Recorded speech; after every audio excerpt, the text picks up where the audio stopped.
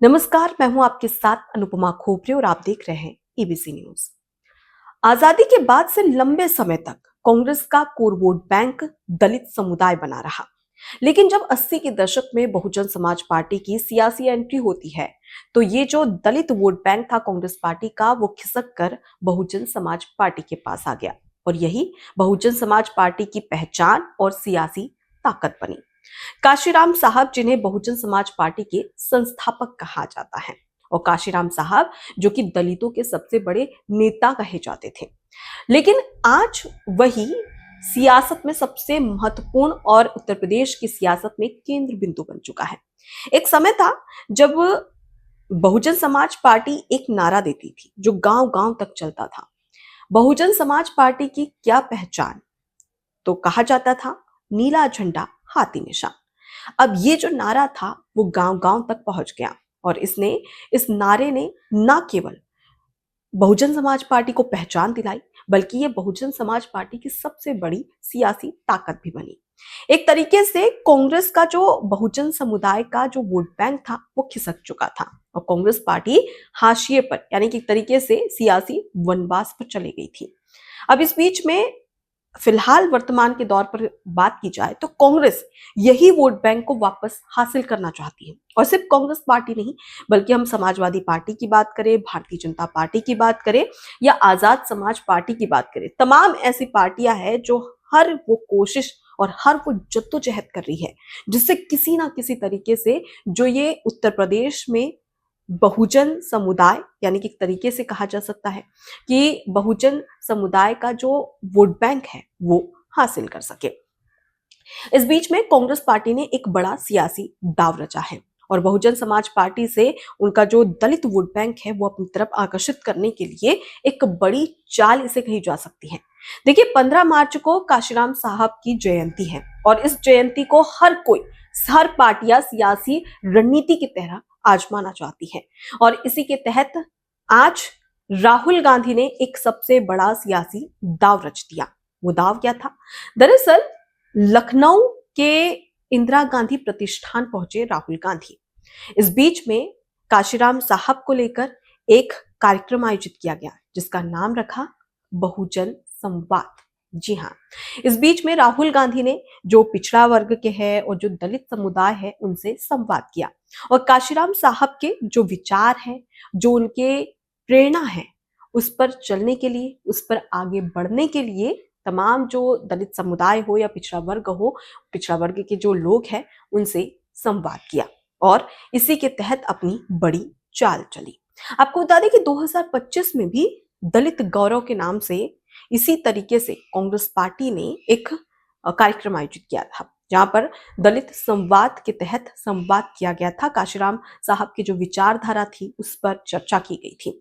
और अब अगर बात करें तो राहुल गांधी, कांग्रेस पार्टी, मायावती का जो बहुजन समाज वोट बैंक है उसे हासिल करना चाहती है और यही वजह है कि एक बड़ा सियासी दांव रचा है। आपको बता दें कि सिर्फ कांग्रेस पार्टी नहीं, बल्कि इसी राह पर अब समाजवादी पार्टी भी चल चुकी है। समाजवादी पार्टी ने तो बकायदा बड़े बड़े पोस्टर लगाए हैं और पीडीए दिवस के रूप में काशीराम साहब की जो जयंती है वो मनाई जा रही है। वहीं दूसरी तरफ मायावती शक्ति प्रदर्शन की राह पर चल रही है और ये कहना है कि 15 मार्च को जब काशीराम साहब की जयंती मनाई जाएगी तो उस दिन को वो शक्ति प्रदर्शन के रूप में पेश करेगी। मतलब हर कोई काशीराम साहब पर सियासी दांव रच रहा है और भले ही काशीराम साहब से दूर दूर से नेताओं का कोई ताल्लुकात ना हो, चाहे हम राहुल गांधी की बात करें या फिर अखिलेश यादव की बात करें, लेकिन हर कोई उनके कंधे पर बंदूक रख के तमाम जो वोट बैंक है उसे हासिल करना चाहता है। देखिए, उत्तर प्रदेश में 22% दलित वोट बैंक है, जो कई ऐसी विधानसभा सीटें हैं जहां पर निर्णायक भूमिका में है और यही वजह है जिसके चलते तमाम जो पार्टियां हैं वो दलित वोट बैंक को हासिल करना चाहती हैं।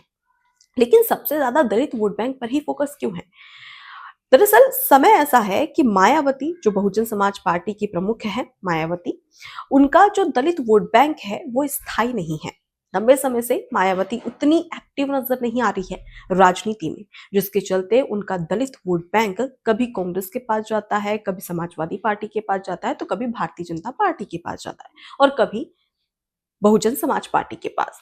लेकिन ये जो वोट बैंक है वो स्थायी नहीं है और यही वजह है कि इसी पर सबकी नजर टिकी हुई है और सभी अपने अपने तरीके से इसे भुना रहे हैं।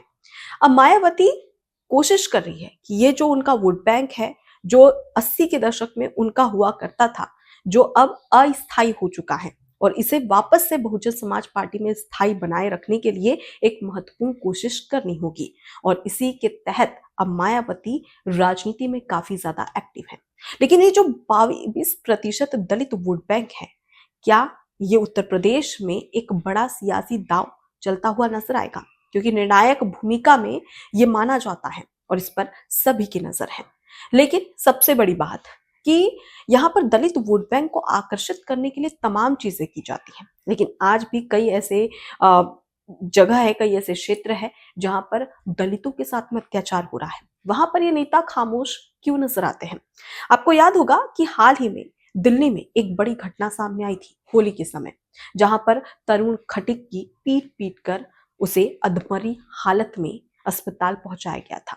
और उसकी इस घटना को लेकर, उसकी इस स्थिति को लेकर बवाल मचा था। तब सवाल किया गया था कि कहां गए वो दलितों के हितैषी जो अपने आप को दलित हितैषी बताते हैं, लेकिन वही नेता तरुण खटीक के लिए आवाज नहीं उठा सके। आपको याद होगा कि बांग्लादेश में भी दीपू चंद्र दास, जो एक दलित हिंदू युवा था, उसके साथ में भी किस तरीके से बर्बरता की गई। बीच सड़क पर अधमरी हालत में उसे जिंदा जला दिया गया था। ये घटना भी सबके सामने आई, लेकिन तब ना तो कांग्रेस ने, राहुल गांधी ने इस पर आवाज उठाई और ना ही किसी अन्य नेता ने। सवाल यह है कि जब दलित वोट बैंक की याद आती है तो सभी अपने सियासी दांव रचते हैं, लेकिन वहीं पर जब दलित के साथ में अत्याचार होता है तो कोई भी अपनी आवाज बुलंद नहीं करता, उनके लिए आवाज नहीं उठाता। सवाल यहाँ पर है। क्या अब ऐसे में सवाल ये उठता है कि क्या राजनीतिक पार्टियों के लिए, राजनेताओं के लिए सिर्फ जो दलित समुदाय के लोग हैं वो केवल एक वोट बैंक है, या फिर दलित समुदाय की जो समस्या है, परेशानियां हैं, वो भी इनकी अपनी है? अगर इनकी अपनी होती तो इस तरीके के अत्याचार लगातार नहीं बढ़ते। फिलहाल इस पूरे विश्लेषण को लेकर और 2027 के विधानसभा चुनाव जो उत्तर प्रदेश में होने वाला है, और ये तमाम जो पार्टियां अपना सियासी दांव रच रही है दलित वोट बैंक को अपनी ओर आकर्षित करने को लेकर, इसे लेकर आपकी क्या राय है, कमेंट बॉक्स में जरूर बताइएगा। देखिए, आने वाले समय में कई ऐसे राज्य हैं जहां पर विधानसभा चुनाव होने वाले हैं, और ऐसे में सबसे खास हो जाता है उत्तर प्रदेश का विधानसभा चुनाव, जो कि 2027 में होने वाला है। और इसी चुनाव पर सबकी नजर है, क्योंकि कहा जाता है कि केंद्र का रास्ता उत्तर प्रदेश से होकर ही जाता है, जिसके चलते तमाम जो सियासी पार्टियां हैं वो अपने अपने दांव रच रही है। लेकिन सवाल यह है कि तमाम जो पार्टियां जो सियासी दांव रच रही है, इसको लेकर और कौन कौन सी बातें सामने आ रही है, इसे जानने के लिए और तमाम अपडेट के लिए लगातार बने रहिए एबीसी न्यूज के साथ। धन्यवाद।